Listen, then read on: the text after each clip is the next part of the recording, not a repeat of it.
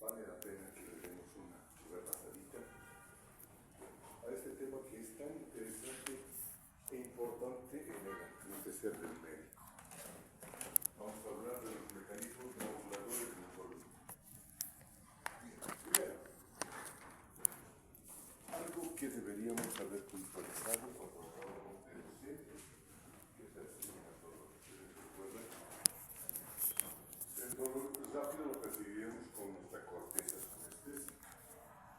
Bien, ¿qué pasa con el dolor lento? El dolor lento lo habíamos visto que terminaba en núcleos talámicos. Ustedes recordarán que hemos hablado de un sistema talámico inespecífico con proyecciones difusas al resto de la corteza cerebral. Bien, este sistema va a proyectar fibras que van a terminar dentro de la porción medial de los hemisferios cerebrales, en lo que conocemos como el sistema difuso, particularmente la corteza que está en la porción medial del lóbulo frontal. Esta corteza que aquí la estamos destacando con puntitos rojos, esta es la que está recibiendo proyecciones difusas de las fibras nociceptivas de tipo C. Y es lo que vamos a llamar el centro de la percepción emocional del dolor. No es un lugar donde nosotros focalicemos el dolor, no. Es un lugar donde nosotros despertamos una emoción en relación a este dolor. Por lo tanto, redefinimos el dolor. El dolor no es solamente una sensación, el dolor también es una emoción. Y esta zona es la que se encarga de darle esa cualidad desagradable al dolor. La corteza anterior del sistema límbico. ¿Qué es lo que ocurre allá? Hay un sistema de fibras entonces que se encarga de llevar en particular a esta región fibras nociceptivas de tipo C. Y cuando llega a esta región lo hace a través de un sistema dopaminérgico. Son sistemas de dopamina, particularmente las relacionadas con receptores de tipo D3, mucho detalle ya, pero creo que recuerden dopamina, son las que se están encargando de transmitir estas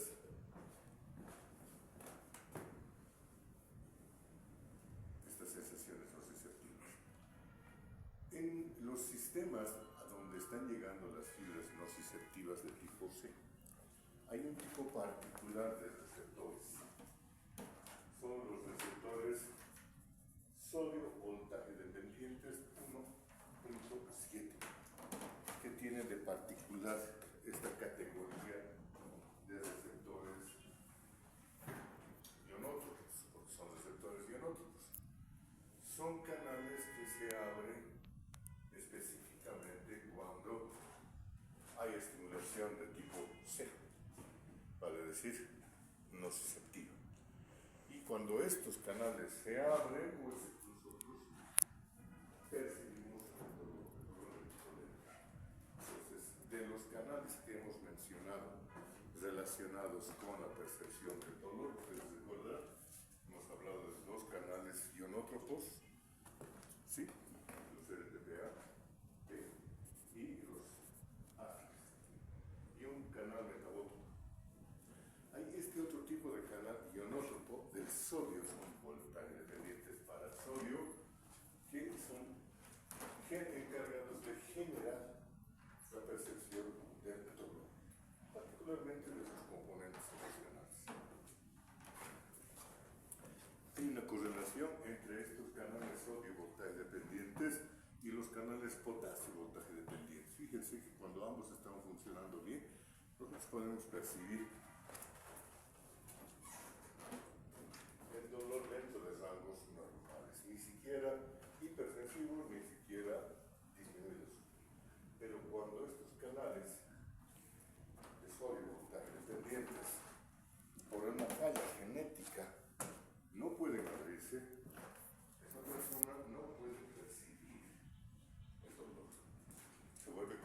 obviamente es sensible al dolor. ¿Qué pasa por el contrario cuando estos canales no se pueden cerrar? Cuando estos canales no se cierran, el sodio está entrando permanentemente y se genera una percepción permanente de dolor, sin necesidad de estímulos de tipo noxa. Sin necesidad de que haya una noxa, esa persona está percibiendo dolor. Un dolor muy desagradable, muy importante, agradable, identificado como un cuadro clínico, la eritromelalgia genética o hereditaria. ¿Y qué pasa cuando hay un desbalance en estos dos tipos de canales ionotropos? En preferencia de los canales potasio voltaje dependientes, vean ustedes que la sensibilidad al dolor disminuye. Por lo tanto, actualmente se acepta que estos dos tipos de canales actúan competitivamente, el uno metiendo iones sodio y el otro sacando iones potasio, y de acuerdo a la magnitud de esto se va a percibir una mayor o menor sensación dolorosa. Bien.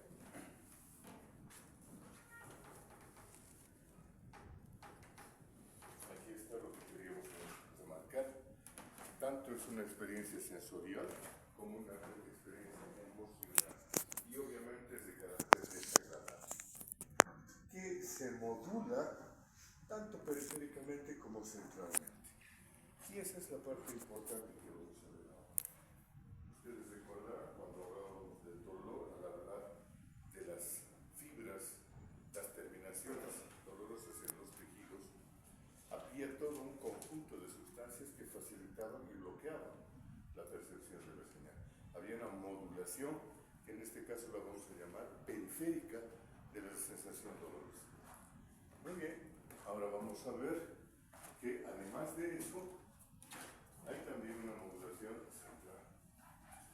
Ustedes recordarán que era nuestro resumen de las fibras que estaban conduciendo la sensibilidad térmica y dolorosa, y que de acuerdo al grosor de las fibras de conducción terminaban en diferentes lugares. De estas estamos destacando dos fascículos. Paleoespinotalámico, ustedes recuerdan que se está yendo a los talámicos inespecíficos, y de hecho es el que está enviando información a la porción medial del lóbulo frontal, y el tracto espino-reticular, que se estaba dirigiendo a una serie de núcleos reticulares que no los habíamos querido mencionar en ese entonces, solamente los hemos mencionado. Esos núcleos van a tener una importante relación con reflejos, con respuestas vegetativas, con funciones como por ejemplo la respiratoria, pero también con las emociones. Y en otro color, para que vean lo diferente de esto, está el tracto espino-mesencefálico. El tracto espino-mesencefálico, que ya lo habíamos dicho, está dirigiéndose casi exclusivamente a la sustancia gris periodontal. Recuerden estos fascículos y vamos a ver de qué se trata la analgesia. Entonces, en nuestro cerebro tenemos mecanismos que se van a encargar de bloquear la percepción dolorosa y que van a competir con las señales que están generando dolor, percepción de dolor, y entonces dependerá del equilibrio entre la magnitud de la señal dolorosa y la magnitud de la señal analgésica, la cantidad de dolor que nosotros percibamos.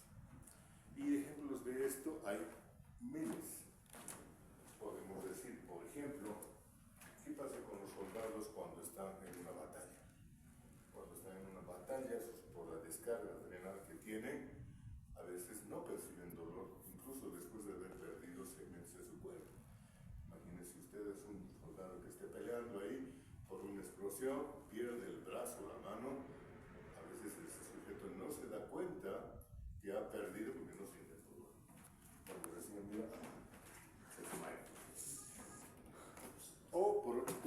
otro lado.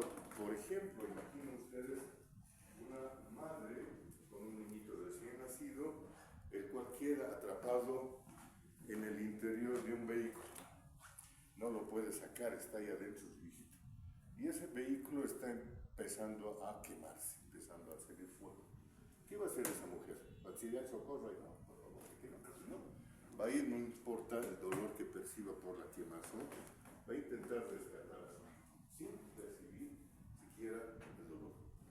En ese momento, sus sistemas bloqueadores de la percepción del dolor sobrepasan a las fibras que están trayendo dolor, y la mujer, no importa lo que perciba, no percibe de hecho dolor, sigue haciendo ese intento por escapar. Lo contrario también es cierto. Imagínense todos ustedes alguna vez han debido llegar a la mesa del dentista. Es una experiencia, yo no diría agradable, ¿no es cierto? Todo lo contrario. Cuando escuchamos el ruido de ese torno, y sabemos lo que nos va a pasar, empezamos a transpirar. Y ni bien nos toca, ya estamos con dolor. Pero si no te tocaba, no podría decir dolor. Entonces ahí se ha exacerbado la percepción del dolor. Y un estímulo que ni siquiera era de una náusea, de una agresión, lo percibimos como un estímulo táctil. A veces nada más basta que apoye su taladro sobre nuestro diente, ya estamos gritando y llorando. Entonces fíjense ustedes, hay esos dos espectros, dos extremos de un espectro de variaciones en nuestra percepción del dolor. ¿A qué se debe? Se los presenta a los responsables, a los circuitos moduladores centrales de la percepción dolorosa. Dentro de ellos vamos a destacar a la sustancia gris periacueductal y a la médula espinal. Debería haber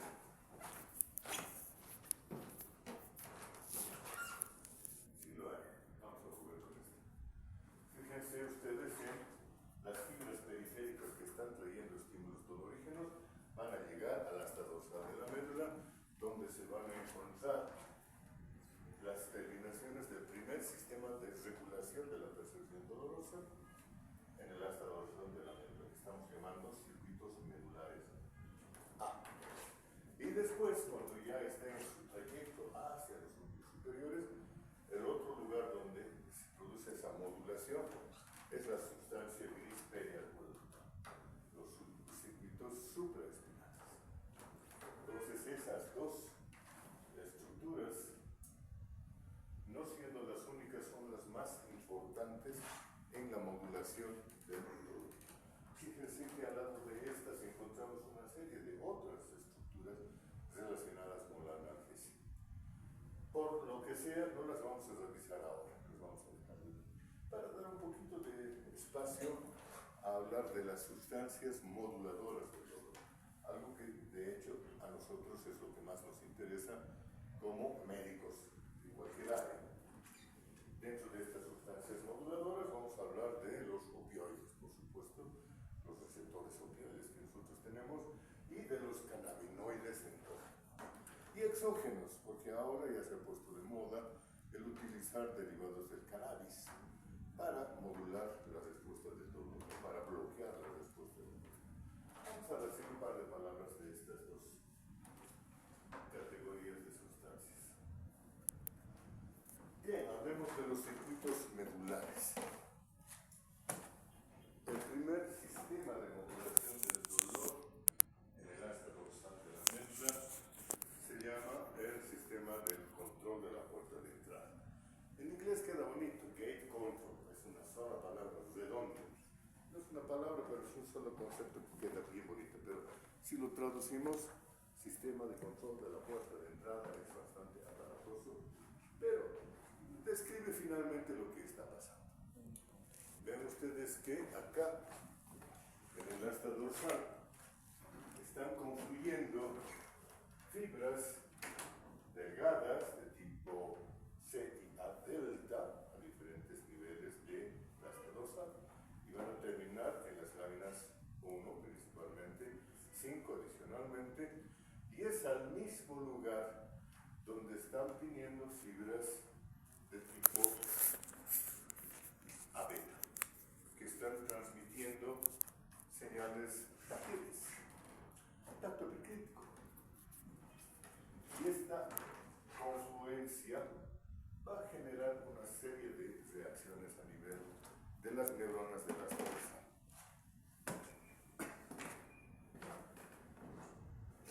Hay varios fenómenos que se relacionan a esta feliz confluencia. Uno de ellos es el sistema de la analgesia a cargo de unas interneuronas que están localizadas profundamente en el asa dorsal. El esquema es este, el sistema de conexiones. Fíjense que las unas y las otras, las delgadas y las gruesas, envían, además de sus terminaciones que están llegando a las células de amplio rango dinámico, las NART, envían colaterales a un tipo particular de células, estas células llamadas células G. Estas son interneuronas inhibitorias.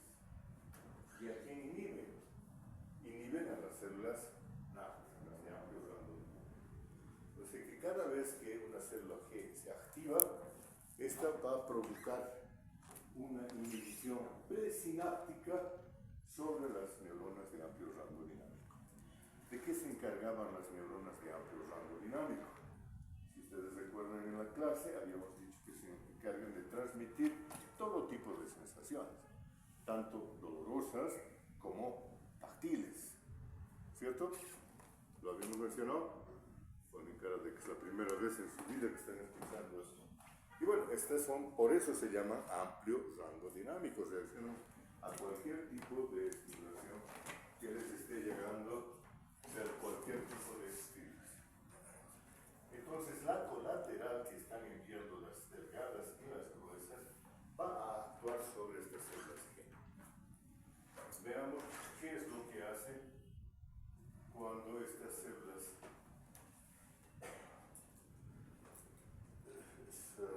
fibras,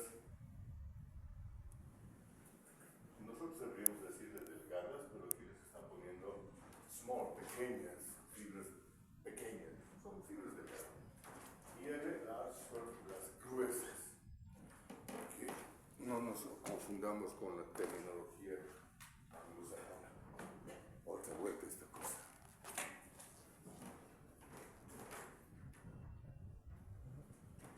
Si las fibras delgadas actúan sobre las fibras NART, van a causar una reacción inhibitoria sobre las células G. Por lo tanto, si son inhibitorias, las células G van a actuar sobre las fibras NART. No van a actuar, pues están inhibidas. Por lo tanto, no van a inhibir. Van a dejar que la señal pase sin ningún cambio a las vías de conducción celular. ¿Okay?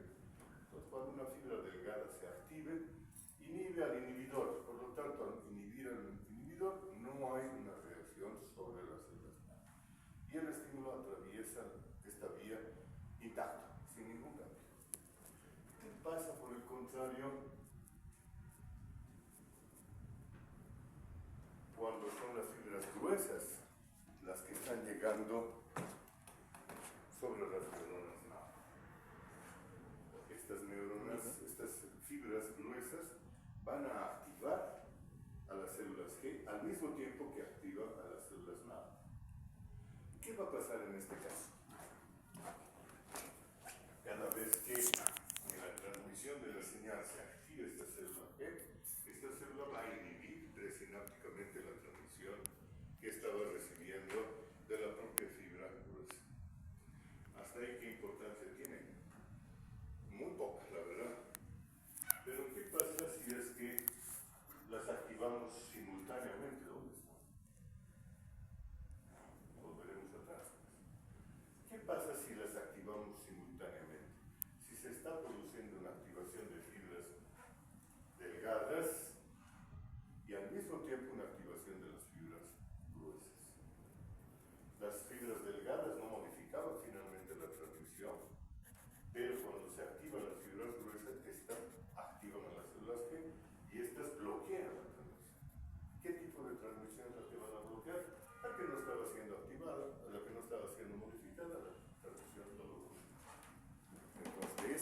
la activación simultánea de las fibras delgadas y las fibras gruesas, produce un bloqueo en la transmisión de la señal de las fibras delgadas. ¿Qué es lo que hace nuestro gato o nuestro perrito cuando se ha lastimado la pata? Se lame, ¿no es cierto? ¿Y nosotros qué hacemos? Cuando nos hemos dado un golpe en el dedo por poner un clavo, ¿qué hacemos con nuestra mano? Decimos, ay, pobrecito. No, inmediatamente y de manera refleja partimos nuestra mano, la friccionamos. Toda esta es estimulación táctil. Estamos generando estímulos de tipo táctil porque sabemos intuitivamente que van a bloquear nuestra percepción de todo. Los animales también lo saben, entonces por eso empiezan a lamerse. No es porque quieran hacer limpieza ni evitar cualquier tipo de lesión en la piel, ¿no? Es porque ustedes saben que al hacer eso bloquean su percepción dolorosa. Y eso lo hacen entonces gracias a este circuito de control del ingreso de la información nociceptiva. Ahí adquiere sentido el nombre del gate control, el control de la puerta de entrada de la señal nociceptiva dolorosa. Bien, ahí está entonces ese sistema que está bloqueando la señal. Es un tipo de células y estas células, dicho sea de paso, tienen un neurotransmisor. Ahí está, encefalina. Son células encefalográficas. ¿Qué pasa si nosotros utilizamos derivados de la morfina? ¿Qué pasa con estas células?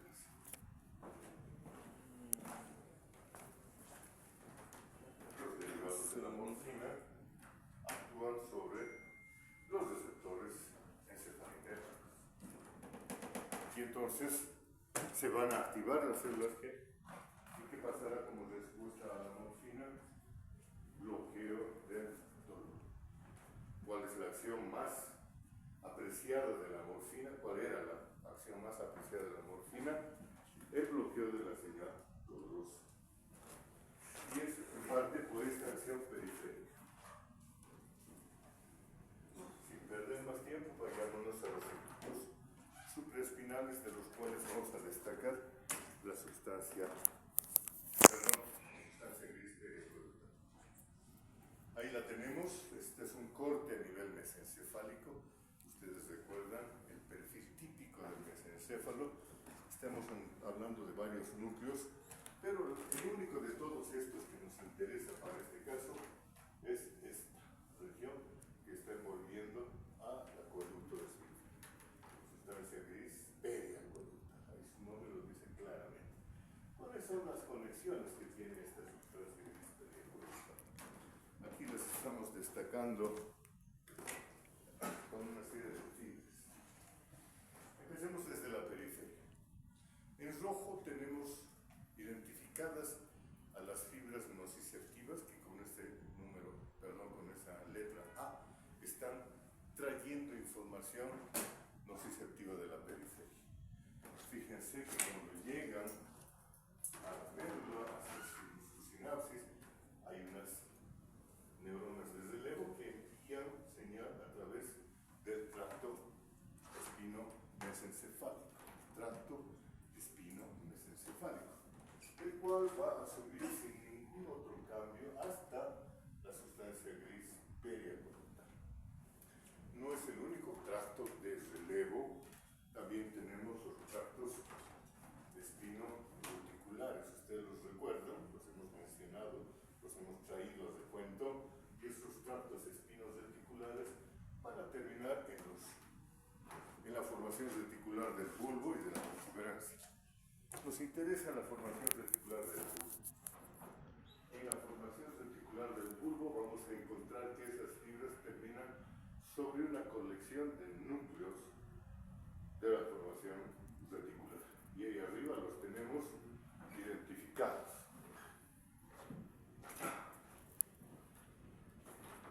El núcleo magno del RAFE, para que sea fácil, el núcleo reticular gigantocelular y la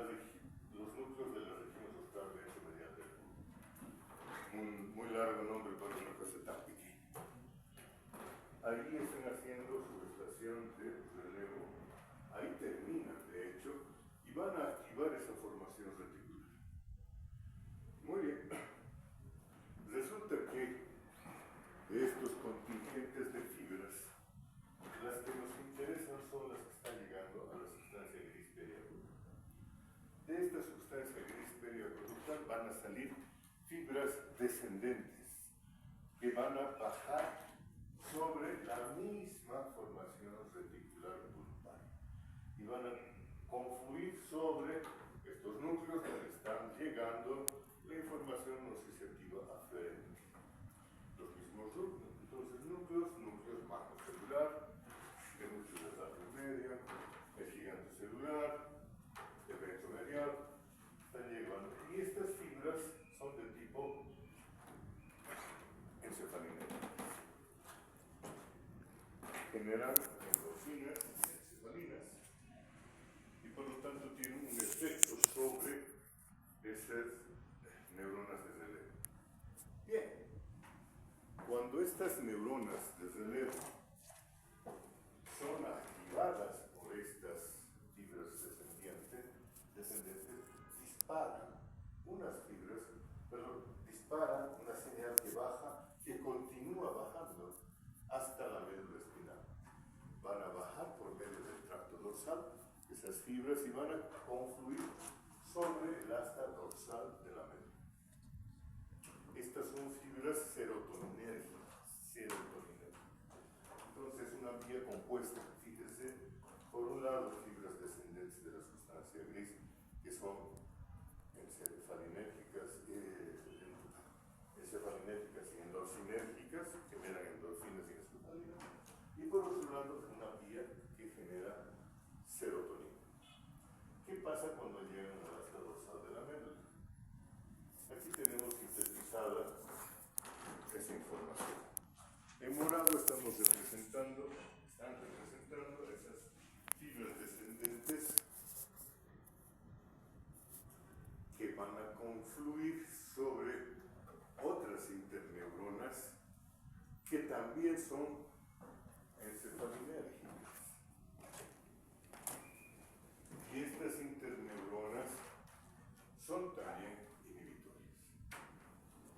Ustedes recordarán de cuando hablamos de la composición celular del asta dorsal, hablamos de estas interneuronas que son estimuladoras o inhibitorias y que habíamos mencionado que en su gran mayoría son inhibitorias, ¿no es cierto?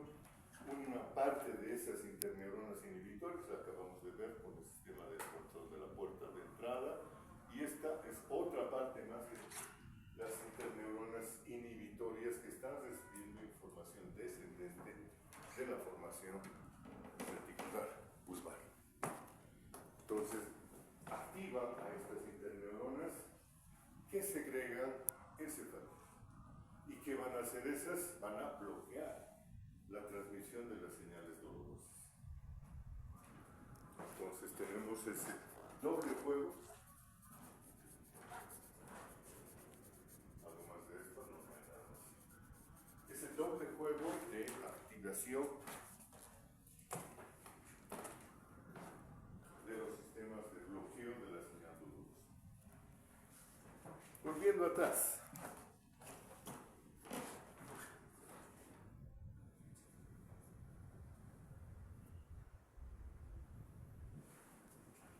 Aquí está lo que nos interesa. Sobre la sustancia gris periacueductal. No solamente están llegando estas fibras aparentes encefálico, sino están llegando multitud de fibras descendentes que vienen de diferentes partes de los hemisferios cerebrales. Una, como ustedes ya me imaginan, la están adivinando, viene del sistema límbico, de esa corteza frontal anterior del sistema límbico que está enviando información a la sustancia gris periacueductal. Pero no es del único lugar de donde vienen fibras. También, como lo estamos destacando en el esquema, hay fibras que vienen de la amígdala y van a confluir sobre la sustancia gris y hay fibras que vienen de otras partes de la corteza cerebral. Pero estas dos me interesan mucho. Las que vienen del centro que percibe la emoción de desagrado de la percepción dolorosa y la de la amígdala. La amígdala, no sé si ustedes lo saben, está relacionada con nuestras emociones, particularmente con la ira y el enojo.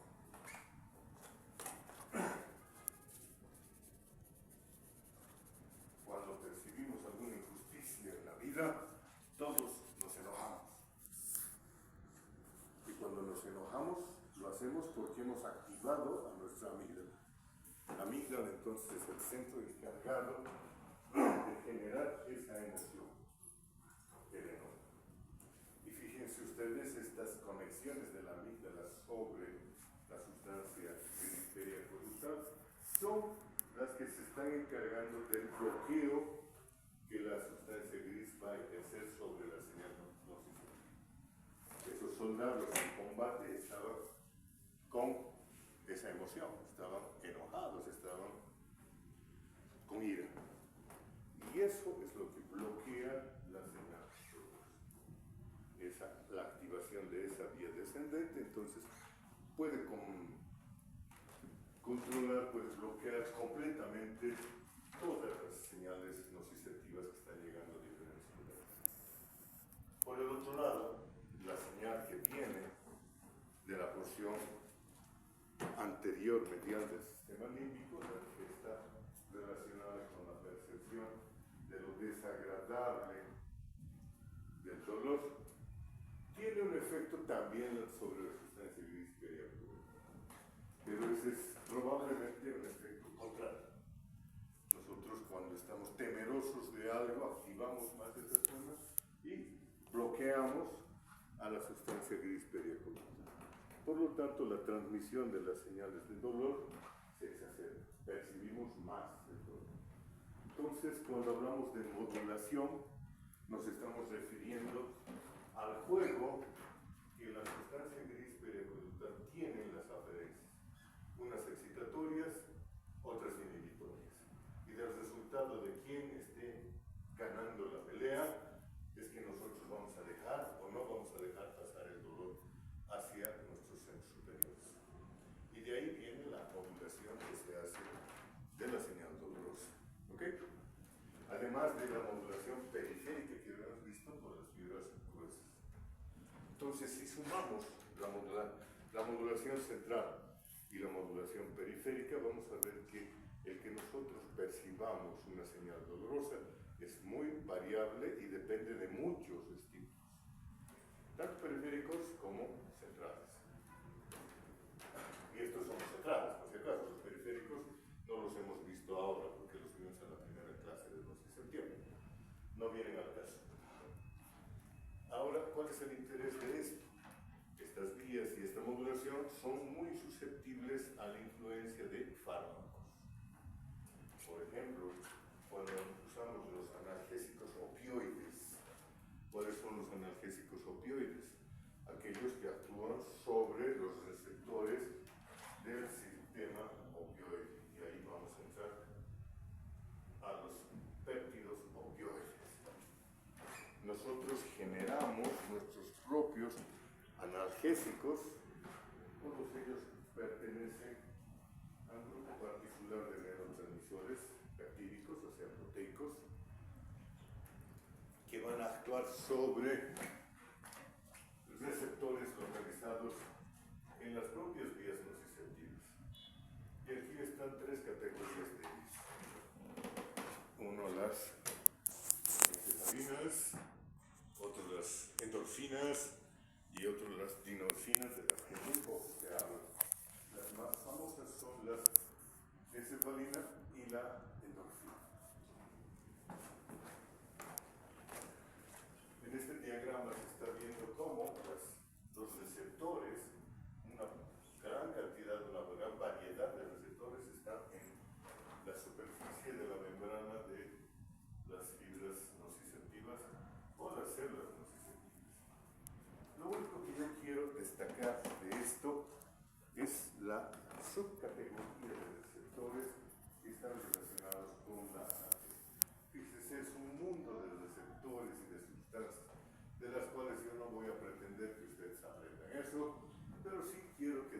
ataque estos dos.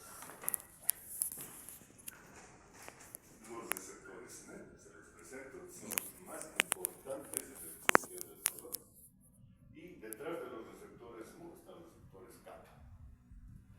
Además de ellos están los receptores delta, que no tienen nada que ver con lo que son fibras delta. No. Simplemente la casualidad que ambos tienen el mismo. Entonces, receptores MU de las endorfinas y receptores kappa son los que están provocando el bloqueo del dolor. Otra cosa que era muy importante de destacar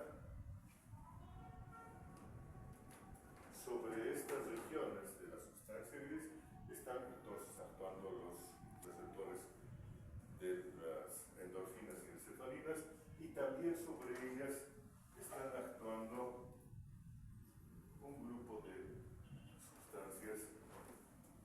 Cada vez utilizamos más los derivados del cannabis. En la actualidad hay una serie de sustancias que activan a receptores de tipo cannabinoide beta 1. La sustancia que activa con mayor efectividad a esos receptores es el cannabidiol, que a diferencia del tetrahidrocannabinol no tiene capacidades adictivas. El cannabidiol lo que hace es bloquear la transmisión del dolor al actuar sobre estos receptores CB1. ¿Dónde están esos receptores CB1? En la sustancia gris periaculosa, entre otros lugares. Entonces nosotros generamos estas propias sustancias y son nuestros cannabinoides endógenos, pero también ingerimos los derivados del cannabis. ¿Hay alguien que no sepa cuál es el otro nombre de cannabis? Marihuana. Opio. ¿Cuál es el nombre común del cannabis? Marihuana, claro. Entonces, la marihuana tiene algunos efectos sobre nuestra percepción dolorosa.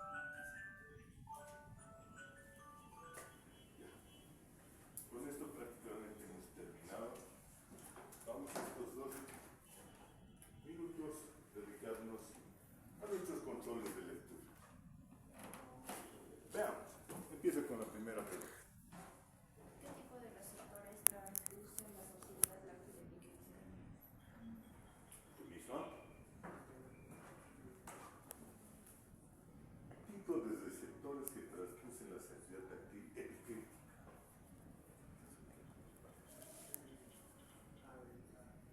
¿Perdón? Receptores. ¿Alguien? No. Esto va a ser una batalla. Yo no les voy a dar la respuesta, ustedes van a buscar. ¿Qué tipo de receptores transducen la sensibilidad nociceptiva? Si no sabes eso, te voy a botar por la ventana. Y vas a sentir dolor al caer. No necesito nada. ¿Qué tipo de receptor de este estamos hablando todo el rato? No. Receptores. Receptores. Terminaciones libres, por favor. Ojo, no confundan lo que llamamos receptores a secas de lo que llamamos receptores de membrana. Los receptores son las estructuras macro, casi para decirlo, para diferencias macroscópicas que podemos ver con un microscopio. ¿Sí? Receptores, estamos hablando de los corpúsculos, terminaciones libres y órganos complejos, no se olviden. Y otra cosa son los receptores de membrana. Habíamos visto que para el dolor hay 3 tipos diferentes de receptores de membrana. ¿Cuáles eran? receptores TRPV, ¿sí? Del 1 al 8, ¿recuerdan? Los receptores ASIC, sensibles a pH, y los receptores urinarios.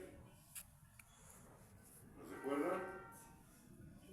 Vagamente, ¿no? Alguna vez han debido escuchar en su vida, pero quién sabe cuándo. Y hoy día hemos añadido una cuarta categoría de receptores también, los NAF, sodio, potasio dependientes, 1, 2, 7. Y los potasio, potasio dependientes, ¿qué cosa era? 7, 7, 1, 7, 2. 7, 2. Gracias.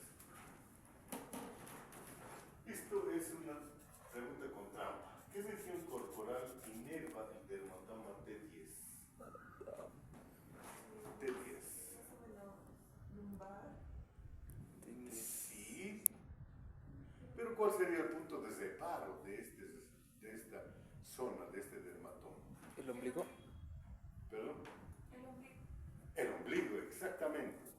Entonces, T10 inerva una franja que viene desde la región lumbar hasta nuestro ombligo.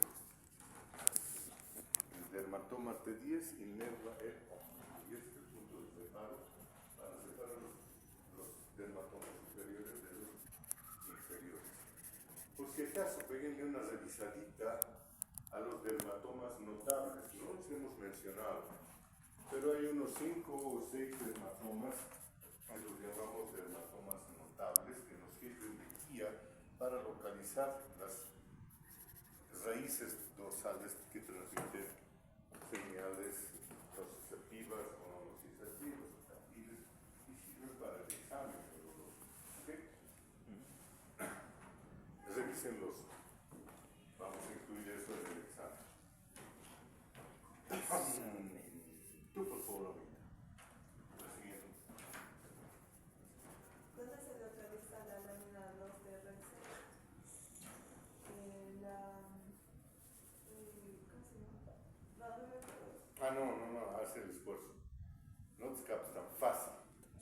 Tienes que sufrir. En el cordón posterior. Sí, digamos, un cordón posterior. ¿Estás hablando del asta dorsal o del cordón posterior? Del asta dorsal, ¿no es cierto? ¿En qué parte del asta dorsal? ¿Nada? Digamos, la parte más, segunda parte más posterior. Primero está la. Sí, señor, es la parte más periférica del asta dorsal. Antiguamente eso la llamábamos la sustancia gelatinosa de Rolando. Y esa es la zona, sustancia gelatinosa de Rolando, que está ligada, íntimamente relacionada a la transmisión nociceptiva. Por eso las mencionamos. Siguiente, ¿dónde se encuentra ¿y ahora qué es esto? ¿Dónde se encuentra la primera sinapsis del sistema lemniscal? ¿Dónde se encuentra la sinapsis lemniscal? Primera sinapsis del sistema lemniscal, ¿dónde estará? Búsquenla, saquen la lupa. ¿Dónde se encuentra por ahí? ¿Alguien? No puedo creer. Lemniscal. ¿Perdón? Hasta dorsal. Para nada. No, Siguiente, ¿a qué núcleo talámico llegan las fibras del cordón posterior? talámico. Ventral posterolateral. Buenos apuntes. Núcleo ventral posterolateral. Correcto. Las fibras de qué región corporal hacen sinapsis en el núcleo ventral posteromedial? Núcleo ventral posteromedial, ahí lo está diciendo ella. Del rostro, de la cara. Ay, es cierto. ¿Dónde terminan las fibras A delta del tracto neoespinotalámico? Tú, por favor. No, tu compañero de tu izquierda.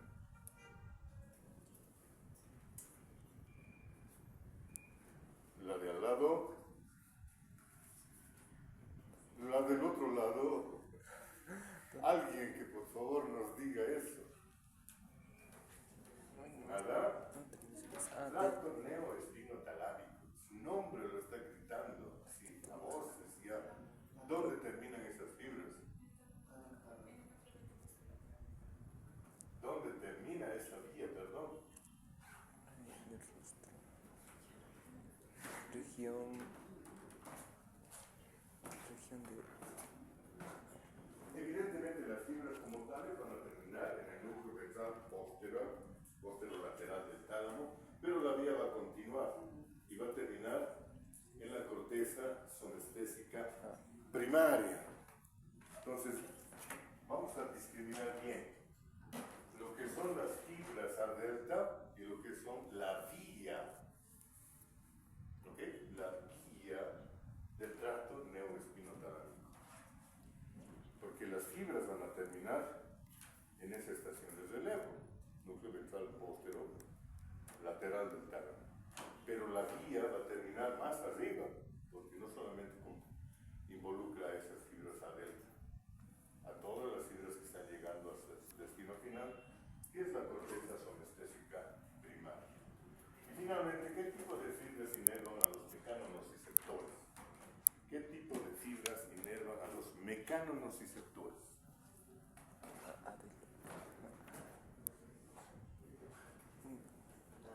¿No quieres ayudar?